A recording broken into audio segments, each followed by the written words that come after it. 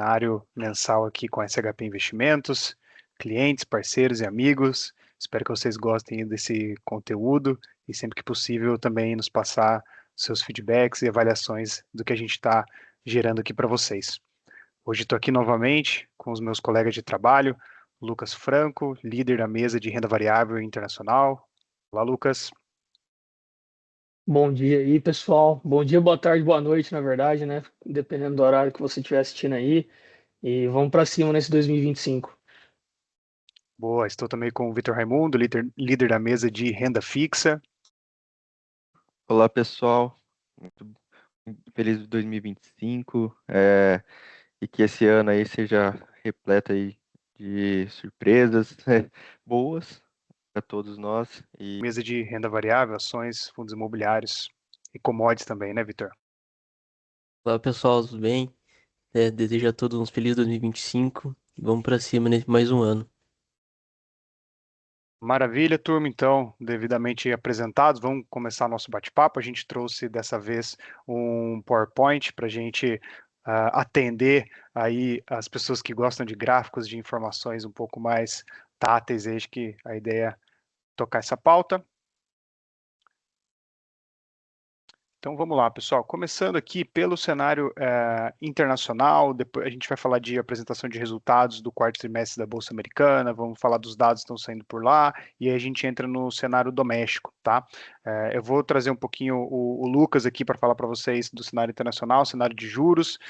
Lucas, a bola está contigo aí, e por favor, quem tiver a complementar, é só ir comentando aqui. Beleza. Bom, após as quedas que houveram em 2024 dos juros, né, pelo FONC, o presidente do Banco Central, Jerome Powell, já tinha falado que ele tinha que ter um pouco mais de cautela com a inflação, né, e que talvez essas quedas de juros não continuariam.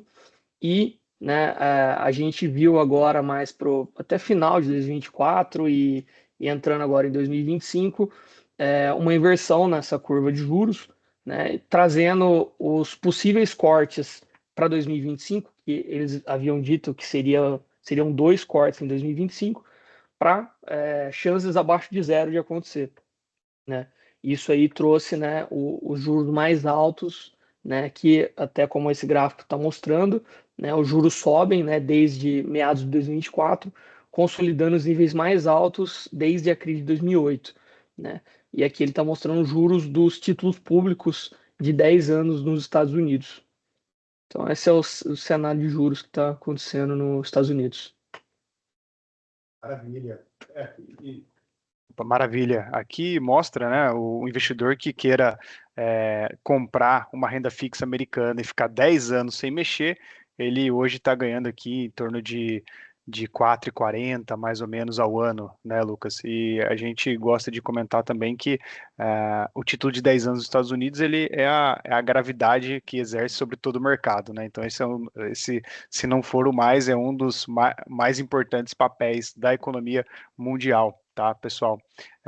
E falando aqui um pouquinho de dados econômicos, né, Lucas? Acho que você pode comentar um pouco aí do payroll, da inflação. Legal. Bom, acho que o payroll ele vem aí como um dado muito importante. O payroll ele é divulgado na primeira sexta-feira de todo mês e ele vai falar ali, né, sobre as vagas de trabalho criadas nos Estados Unidos. E esse último payroll que foi divulgado saiu bem acima do esperado, né? Bem acima das expectativas. Eles esperavam que abrissem apenas 160 mil vagas de emprego e acabaram saindo aí 256 mil vagas. E aí entra aquela pergunta: isso é bom? Isso é ruim? Né? Acho que até o pessoal do mercado fica um pouco confuso quando vai interpretar esse dado. E a resposta é depende, né? Porque no momento que a gente está querendo aliviar, né, a tensão da economia americana, né, da inflação americana, criar muitas vagas de trabalho vem mais como um dado negativo do que como positivo, né? E aí, assim, a gente ou tá pensando com esse aumento das vagas de trabalho que a inflação não vai se arrefecer tão cedo, né? Se estivesse dentro da expectativa, quer dizer que a gente consegue conter a inflação e continuar o plano de queda de juros, né? E se viesse bem abaixo, a gente está pensando em índices aí, né, de recessão nos Estados Unidos. Então, cada momento você vai conseguir olhar esse dado de uma forma. E aí, isso obviamente, né, reflete na inflação dos Estados Unidos, né, no CPI, que fechou aí com 2024 com 2,9%, né, em que em dezembro teve uma alta de 0,4%. Esse número ontem foi muito importante, tá, pessoal? Que quando a gente olha a meta do Banco Central Americano, que eles têm o objetivo de entregar uma inflação de 2% ao ano, os Estados Unidos ainda está um pouco longe desse número, porém, os dados ontem surpreenderam positivamente o mercado. Inclusive, tivemos uma alta muito expressiva, que acabou puxando aqui para o Brasil também, tá? Então, ontem, aí, dia 15 de janeiro, a Bolsa Brasileira subiu 2,81%, que foi uma alta muito melhor do que a gente estava, né, vendo aí nos últimos dias. E S&P 500 também subiu 2%, para 1,80, né? E o Nasdaq também subiu mais ou menos no mesmo caminho aí. Então foi um dia muito positivo ontem por conta dos dados de inflação. A gente vem conversando aqui internamente como esses dados econômicos vêm movimentando muito aí os mercados, tá? E trazendo um pouco aqui da temporada de resultados, acho que a gente pode dar uma passada aqui em relação aos lucros das empresas. Você, Lucas? Vou comentar assim um pouco dos dados que já saíram da temporada de resultados aí do quarto trimestre de 2024, que eu acho que isso, como o Gabriel falou, né, esses dados agora iniciais, tanto pensando em dados econômicos, tanto das empresas, vai movimentar o mercado como um todo. Já saíram alguns dados dos bancos, saiu aí BlackRock, receita positiva, né, deu um acréscimo aí de 23,6% ao ano. Wells Fargo, né, veio aí com uma surpresa negativa, apenas de menos 1%, né, e 0,5% no ano a ano. Pode passar aí. JP Morgan, uma surpresa positiva, né, de mais 9,5% ao ano, aí foi uma surpresa pensando na estimativa de 4%. Né? Goldman Sachs também entregou surpresa positiva, né, de mais 22,5% no ano a ano, surpresa aí pensando na estimativa de 12%. Então, você vê assim, e o Citi, né, para terminar aqui também, que apresentou resultado, surpresa positiva aí, né, mais 12,3% no ano a ano, e foi uma surpresa perto do estimado de 0,4%. Né? E aí você vê esse lucro dos bancos, né, foi bem crescente no último trimestre. A grande maioria que já está reportando com uma surpresa positiva. E a gente tem aqui as semanas, né, que tem de reportes de resultado. A semana do dia 27 ao dia 31 de janeiro é a semana onde 38% do valor de mercado do S&P solta resultado. Então, certamente, o ambiente de mercado vai estar muito voltado para essas informações, tá? Enquanto a gente teve essa semana que a gente está passando agora, do dia 15 de janeiro, uma semana que está muito focada em olhar dados de inflação. Semana passada foi dados de emprego. Então, cada semana existe uma retórica um pouco mais importante para os mercados internacionais. Exato. E aí até qual que é o esperado, né, para a temporada de resultados? Normalmente, né, eles sempre fazem uma previsão baixista para os resultados nos Estados Unidos, né? Hoje é que na média seja a estimativa de menos 3% de lucro por ação aí dentro do S&P, tá? E uma coisa que a gente fala bastante, né, porque o que guiou o mercado americano para cima, principalmente nesses dois anos, foram as Big Techs, né?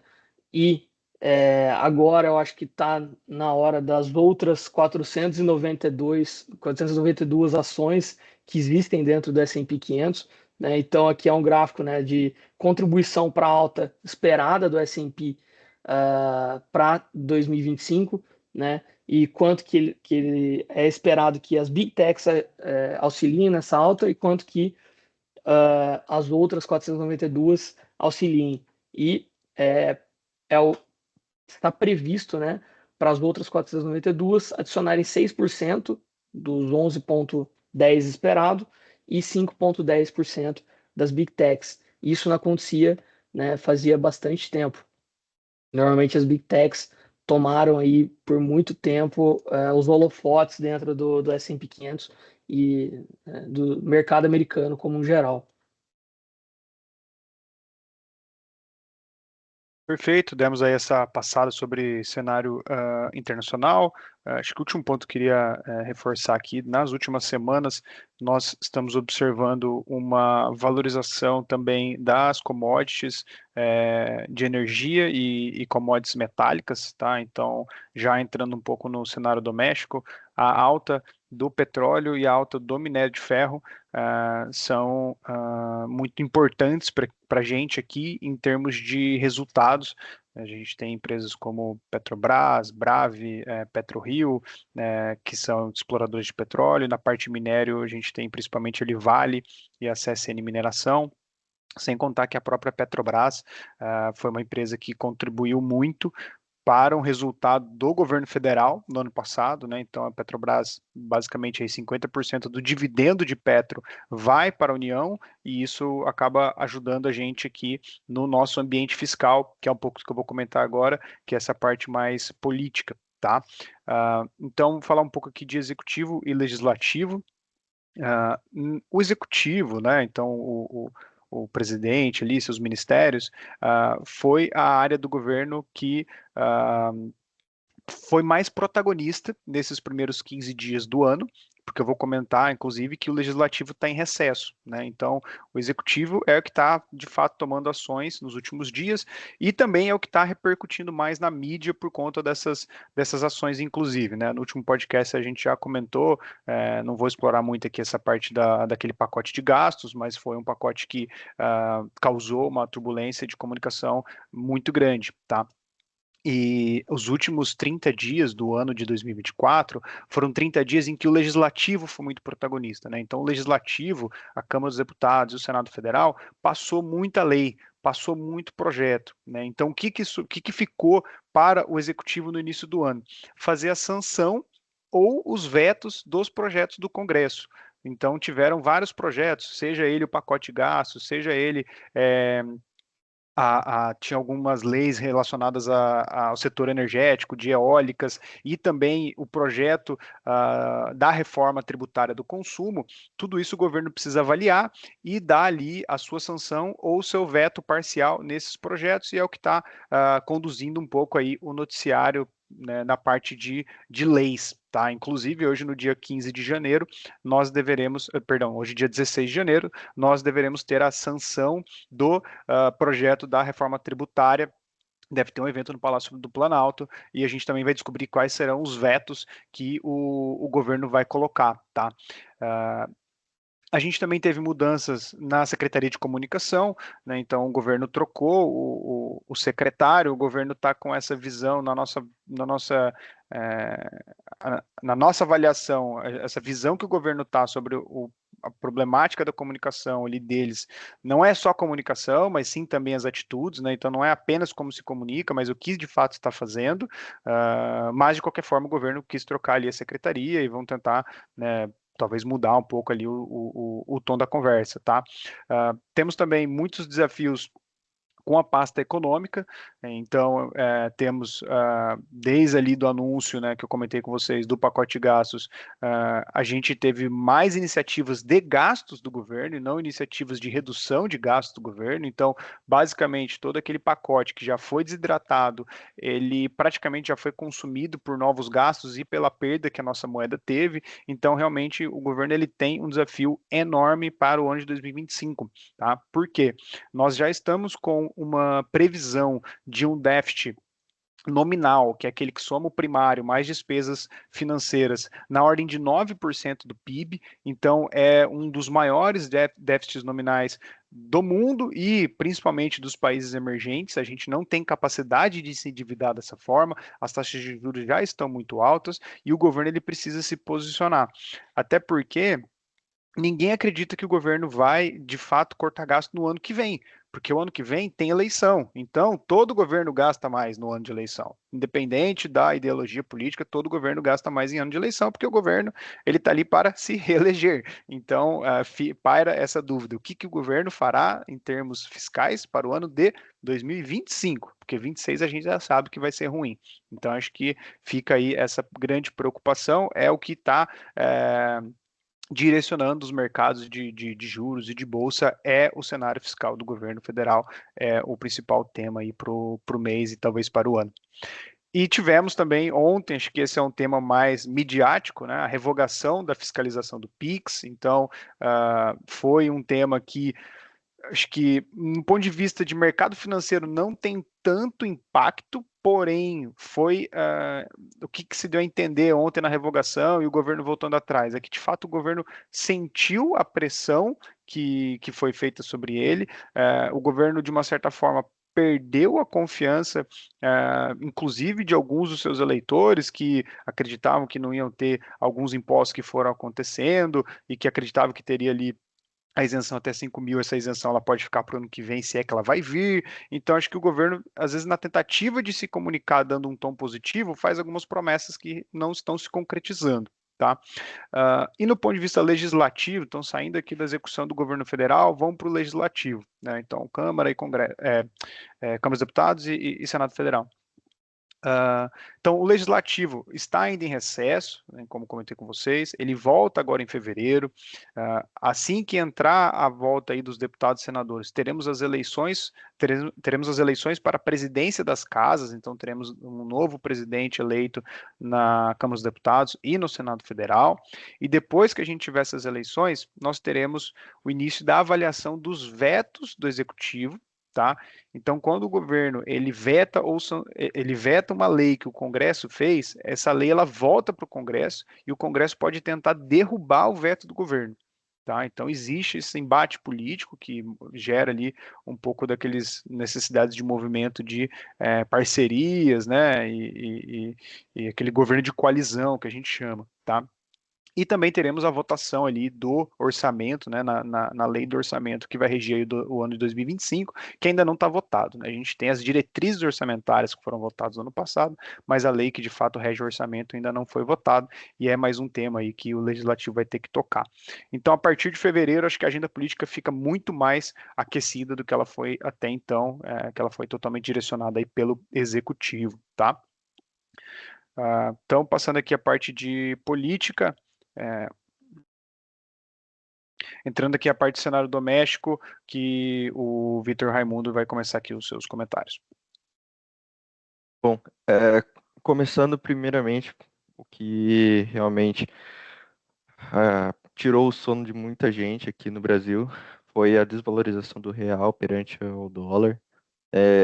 Nesse gráfico mostra sobre os países emergentes. O Brasil foi o que mais se desvalorizou enfrentando aí o dólar. Então, nesse ritmo, né, de cenário fiscal, como o Gabriel comentou, né, onde está regindo muitas coisas aqui dentro, é, fez, fez com que o dólar aumentasse e a questão também que isso impulsiona também a inflação. Vamos lá. Primeiramente, a inflação segue muito acima da meta. Então, em 2025, a gente vê um aumento até próximo à casa dos 5% de inflação. Na taxa de juros, a gente já está vendo uma expectativa próxima a 16% antes de começar um ciclo de corte de juros, começar ali, a gente está em 12,25, chegar até 15,5, depois começar um certo corte. Então, a gente está vendo ali mais um aumento de 1%, depois um aumento de 0,75, depois um aumento de 0,5, aí assim estabilizar e aí vir com os cortes de juros. Toda vez que a gente conversa aqui, a gente vê um ajuste nesse limite, né? A gente começou, os nossos podcasts estava em torno de 14%, no último estava 15%, agora está 15,50%. Isso muito se dado ao cenário doméstico, o cenário interno aqui do Brasil. Por isso que a gente sempre comenta com os clientes que o pré-fixado, né, entrar em renda fixa pré-fixada, ela muitas vezes mostra uma atratividade em termos de taxa, mas é a pimenta da renda fixa, né? Então, um pré-fixado ele não pode ser a principal alocação da carteira do investidor, porque quem pegou o pré ali a 13% ao ano, achando que era, né, o melhor ativo do mundo, pode estar vendo aí hoje preza 16, 17% aí, dependendo ali do emissor, né? Uhum. Bom, com, com esse aumento de inflação e juros altos, faz com que tudo isso se resume em um PIB menor. Então, a gente veio, né, de anos consecutivos aí de um PIB acima do esperado, né? A gente fechou 2024 com um PIB de 3,6% de aumento. Porém, agora já está com uma expectativa para 2025 num PIB menor de 2%, e depois, para 2026, uma expectativa menor ainda de 1% de crescimento. Isso tudo, juros altos, inflação alta, faz com que a nossa economia comece a regredir aí. E também se resume ali nas empresas, no impacto que isso tem na realidade, o impacto que isso tem na vida de cada um aqui. Então, esse gráfico mostra como o aumento de juros está totalmente correlacionado ao aumento de juros, ao aumento de juros totalmente correlacionado ao aumento de recuperação judicial das empresas, que seria a declaração aí de falência ou próximo. Então, isso traz empresas quebrando, isso traz desemprego e também o recuo da nossa economia em geral. Então, esses juros próximo a 15, 16%, traz uma destruição de valor aqui para o nosso país bem grande, bem significativo.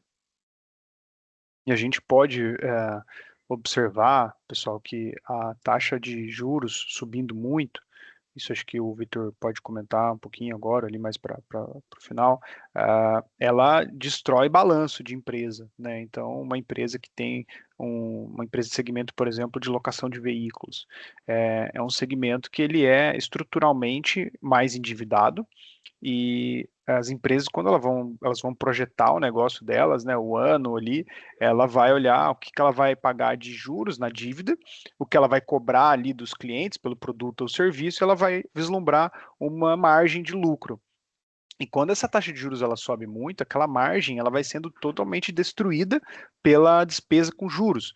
E a gente pôde observar nos últimos anos algumas empresas que eram boas, que eram lucrativas e que teve praticamente toda a sua margem de lucro destruída pela despesa com juros, e aí a empresa cai 60%, 70% na bolsa. A gente fica, poxa, como é que isso pode acontecer, né? Como é que uma empresa pode cair 60%, 70%, sendo que ela não está necessariamente quebrando, né? Que muitas vezes ela não está necessariamente quebrando, mas ela teve quase teu lucro ali destruído, né? Você tem algum exemplo aí, Victor Aguiar, ou que você tem visto assim na bolsa que teve algo parecido, né? A gente vê principalmente as empresas que são muito alavancadas despencando na Bolsa Brasileira. Então, empresas de construtoras, empresas de saúde, educação, são empresas que estão mais suscetíveis a esse cenário, a ficarem negativas nesse cenário de juros altos, né?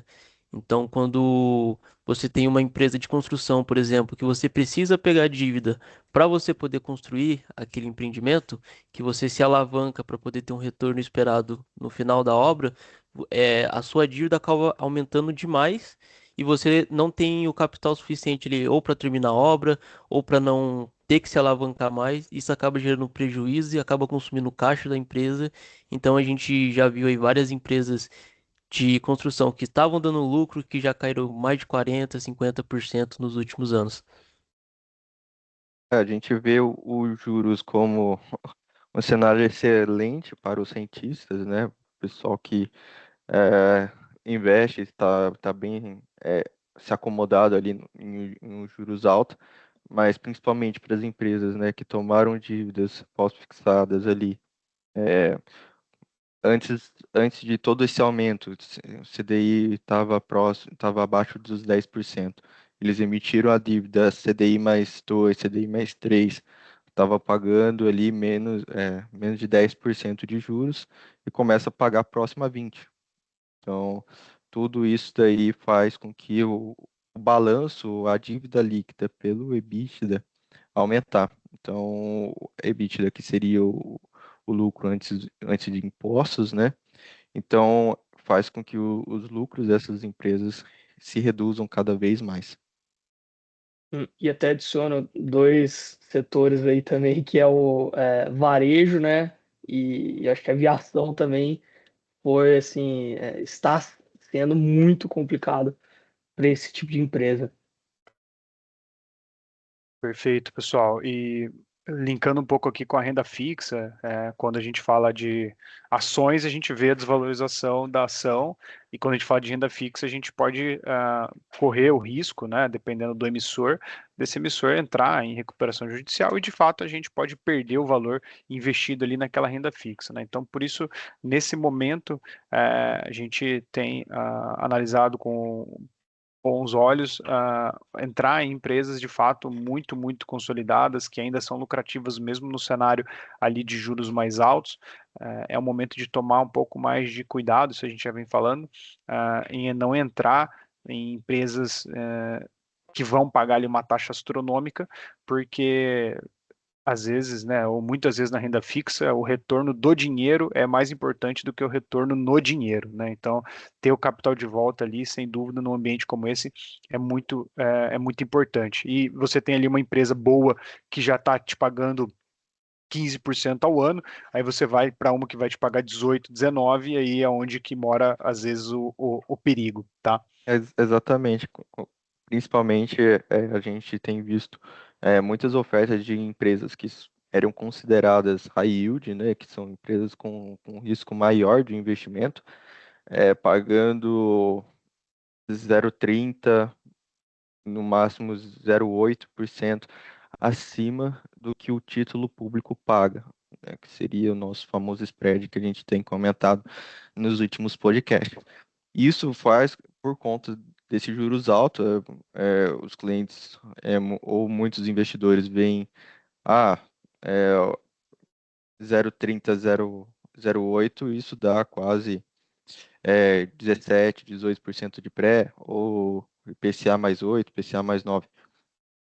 E aí acaba entrando nessas empresas que não têm essa qualidade de crédito para ter um spread, né, essa diferença entre o título e o crédito tão comprimido, não tem essa qualidade de crédito, mas eles emitem mesmo assim por conta desse cenário alto. Isso faz com que os investidores acabam tomando alguns riscos desnecessários. Então, buscar empresas que hoje são AAA, são high grades, que a gente fala, que são empresas bem consolidadas, pagando IPCA mais 7, muito mais vantajoso do que um 8 ou 9 ali de uma empresa que não tem toda essa qualidade de crédito para um spread tão comprimido. Maravilha. Agora a gente vai passar para o Victor Aguiar comentar um pouco das carteiras recomendadas aqui de ações e fundos imobiliários. Bom, vou comentar um pouco primeiro sobre a carteira de fundo imobiliário, né? Então, como a gente viu, no último ano a gente começou com uma expectativa muito alta de cortes de juros. Foi quando a bolsa ali estava subindo, estava bem equilibrada, mas logo depois disso, com problemas fiscais, aumento de juros, tudo isso começou a desalavancar. Principalmente ali no meio do ano em diante, a gente viu os fundos imobiliários tendo uma queda bem expressiva. Então, ao todo, os fundos imobiliários caíram mais de 6% no último ano. E isso também prejudicou, claro, as carteiras dos clientes. E a gente viu muitas pessoas saindo da bolsa, então fundos imobiliários caindo ali 10, 15%. E mesmo assim, os fundos continuavam bons. Ou seja, não tinha nenhum problema de dívida, os inquilinos estavam todos adimplentes. E foi mais um momento assim de estresse realmente no mercado de renda variável, porque você vê ali uma taxa de renda fixa pagando 18% ao ano, 17% ao ano, enquanto você tem um fundo imobiliário que ele está caindo ali 10, 15%. Então, realmente gera um movimento muito expressivo dentro da bolsa, e isso é refletido também nas carteiras recomendadas. Então, a gente tem, por exemplo, aqui a carteira Quant, que é uma carteira que ela foca muito ali no dividendo que está sendo pago pelos fundos, onde ela caiu no ano apenas 2%.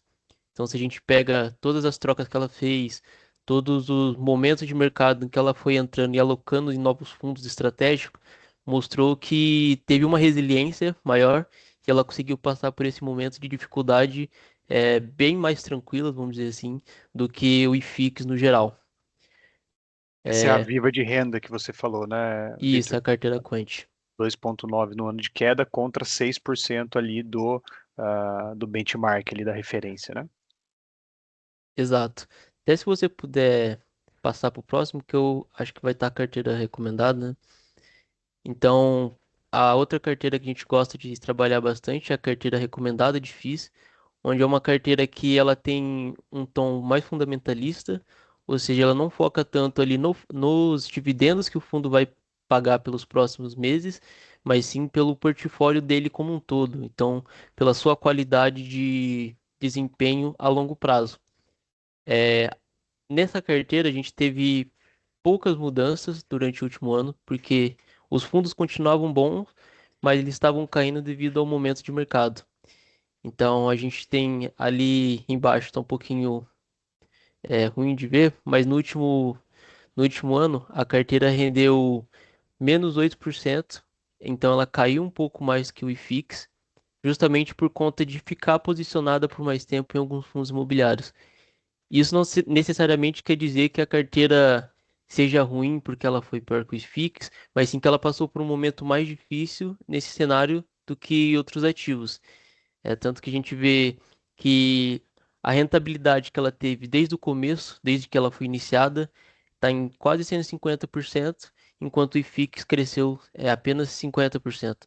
Ou seja, ela performou muito melhor do que o IFIX a longo prazo, mas mesmo assim há momentos que você vai passar por uma dificuldade maior e há momentos que você vai conseguir passar mais tranquilamente. E agora falando já da parte de ações, realmente, a gente vê novamente o como as ações brasileiras que pagam dividendos se performam muito melhor do que as outras. Então, por que acontece isso? São ações que elas têm geração de renda. Então, elas têm um caixa robusto, são empresas que estão sempre ali crescendo, fazendo novos projetos e que conseguem passar por esses momentos de dificuldade, num aperto bem menor do que as outras empresas. Então, geralmente são empresas que não estão muito alavancadas, são empresas que têm exposição no exterior, ganham em dólar, então isso favorece que, mesmo com juros altos aqui no Brasil, ela consiga manter ali o seu caixa mais seguro, consiga pagar suas dívidas e também trazer um bom retorno para os cotistas. Então a Top Dividendos, que é uma carteira que foca exatamente nisso, passou o ano com apenas uma queda de 1,6%. Então ela fez poucas trocas no ano passado. Uma das trocas mais expressivas que houve foi ter colocado o Vulcabras dentro do portfólio, isso um pouco antes do meio do ano, para poder tentar captar um dividendo que eles iriam pagar, porque eles acreditam muito no potencial de crescimento dessa empresa e também no dividendos que ela vai pagar no futuro.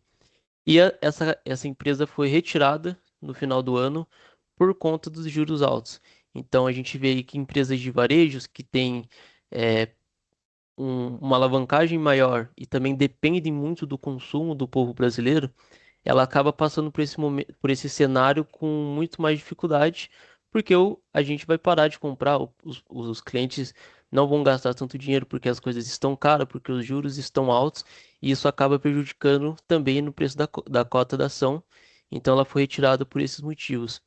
Mas ali dentro da carteira a gente tem Petro, tem Vale, tem vários outros ativos que performaram muito bem, incluindo o Petrobras, que foi uma das empresas que mais performou em 2024, porque ela foi a empresa que mais pagou de dividendos, na casa ali dos 17, 18% de dividendos. E é uma empresa que continua na carteira e que esse ano ainda tem uma projeção de pagamento de dividendos muito alta. A gente vê com bons olhos nessas exportadoras, geradoras de caixa, que eles de fato vão continuar, né, distribuindo bastante aí para os seus acionistas, né? Inclusive, muitas delas nem emitem muita dívida aqui no Brasil e às vezes a alavancagem delas está lá fora, num ambiente de juros muito mais baixos, tá? Então a Petrobras ela vai emitir dívida, ela vai captar ali a dólar 8% ao ano, 7% ao ano, e não, muitas vezes não vai precisar vir aqui acessar o mercado brasileiro e pagar 15, 16% de juros, tá? Comentando um pouco agora, puxando essa parte de internacional, né? A gente viu um ano de 2024 muito complicado para a Bolsa Brasileira, principalmente por conta dos investidores estrangeiros. Então, como o Lucas tinha comentado, é, ali nos Estados Unidos a gente estava com as taxas bem atrativas, então com os juros nos Estados Unidos maior do que a queda de 2018.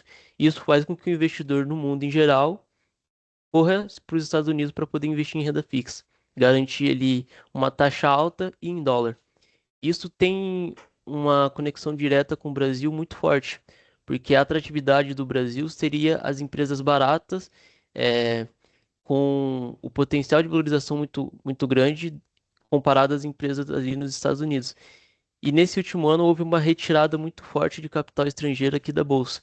Então a gente tem ali quase 32 bilhões sendo retirado da Bolsa brasileira, o que tem um impacto gigantesco, porque grande parte dos investidores da Bolsa são investidores estrangeiros, a outra parte é investidor institucional, que também tirou ali quase 38 bilhões da Bolsa, e o menor, vamos dizer assim, o que sobrou, os outros investidores, que são pessoas físicas, algumas instituições financeiras menores, seguiram aportando.